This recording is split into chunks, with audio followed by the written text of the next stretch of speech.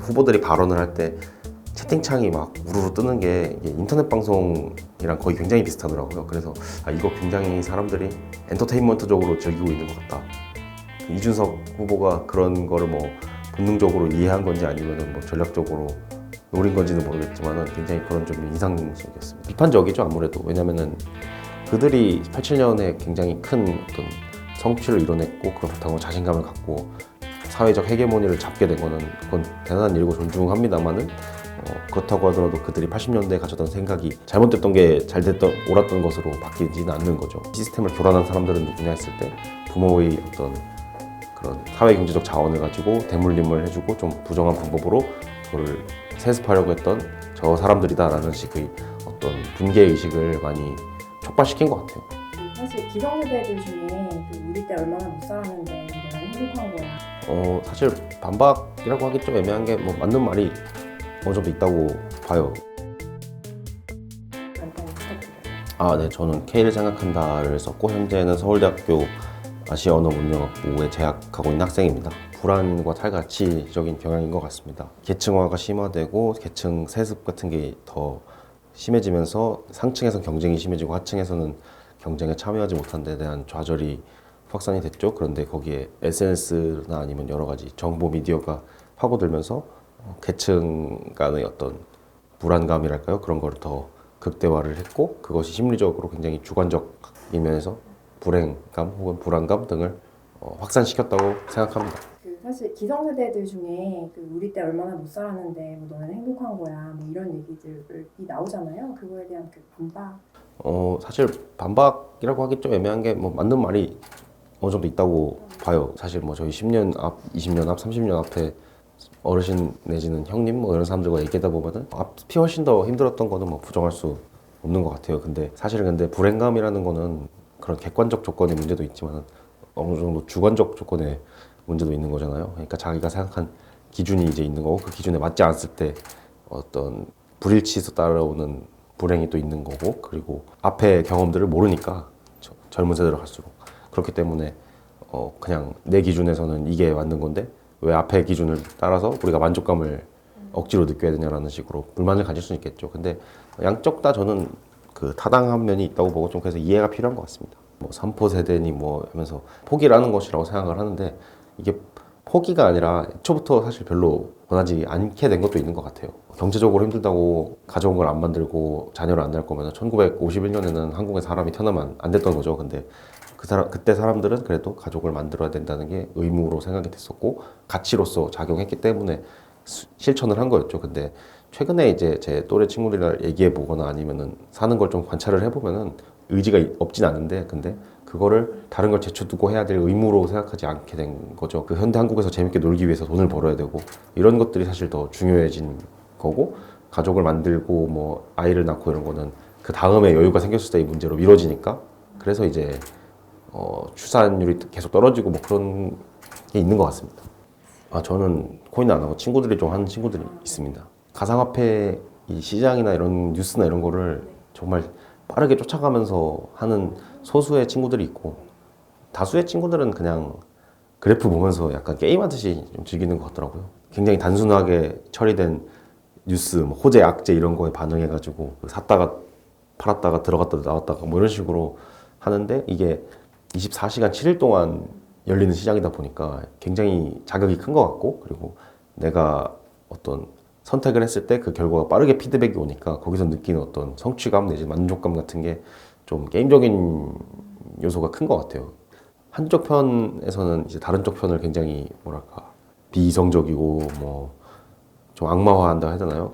저는 그거 이전에 한 발짝 떨어져서 남녀가 좀 굉장히 비슷한 방식으로 움직이고 있다는 것을 주목했으면 합니다. 그러니까 인터넷 커뮤니티가 남초 커뮤니티와 여초 커뮤니티로 갈라지고 그 안에서 남초에서는 여초에 대한, 여초에서는 남초에 대한 피해의식과 이 사회의 뭔가 질서가 자신들을 억압한다고 하는 그런 정서를 갖게 되고 거기에 맞는 서사들을 계속해서 쌓아 올리는 거죠. 그리고 그러다 보니까 상대편의 이야기는 전혀 듣지 않게 되고 대신에 온라인에서 확인할 수 있는 어떤 몇 가지 그 상징들 내지는 뭐 컨텐츠들 아니면 사건들에 있어서 집단적으로 몰려가서 여론을 만들려 하고 그걸 통해서 정부를 움직인다든지 뭐 현실에서 행동력을 발휘하려 한다든지 뭐 이런 식으로 가는 거기 때문에 남녀의 차이 이전에 90년대생과 그 이전 세대의 차이가 좀 더 두드러지게 나타나는 것 같아요. 그래서 20대 남성이 성평등 의식이 20대 여성 다음으로 오히려 제일 높다 이런 연구 결과가 나왔더라고요. 오히려 성평등 의식이 좀 높아가지고 젠더 갈등이 부각된 측면도 있어 보이고 사실은 가부장제라는 게 인류 역사에서 수천 년 동안 작동을 해왔던 게 순전히 어떤 억압으로만 작동할 수는 없었다고 봅니다. 그러니까 당연히 남성이 어떤 여성을 억압하는 것도 있었지만은 그에 비례해서 남자라면 이런 거는 해줘야지 뭐 약간 그런 식으로 배려 내지는 뭐 보호 조치들을 해줬던 건데 사실은 그런 게 그러니까 여성을 동등한 존재를 안 봤기 때문에 그게 가능했던 것이죠. 근데 20대 남자들 같은 경우에는 가부장제의 어떤 억압적인 면 뭐 이런 거 그래 우리 이거 안 할게 근데 대신에 우리는 그 전에 우리가 의무로서 너희들에게 제공해줬던 배려나 보호도 안 할 거야 라고 불만을 제기하는 거죠. 물론 이제 여성 측에서는 그런 성폭력 문제나 뭐 아니면 범죄 이런 문제에 대해서 남성이 굉장히 여전히 높기 때문에 이것이 어떻게 이 젊은 남성들이 가부장이나 뭐 아니면 성평등 의식을 갖춰단 증거가 되냐고 이야기를 하는데 뭐 그것도 어느 정도 일리는 있다고 보지만은 우리가 사회생활 내지는 뭐 같이 이제 있으면서 겪는 그런 충돌 같은 거는 그러니까 서로가 자기 좋은 것만 하려고 하는 데서 오는 어떤 충돌이랄까요? 저는 그 MBC 토론을 직접 봤거든요.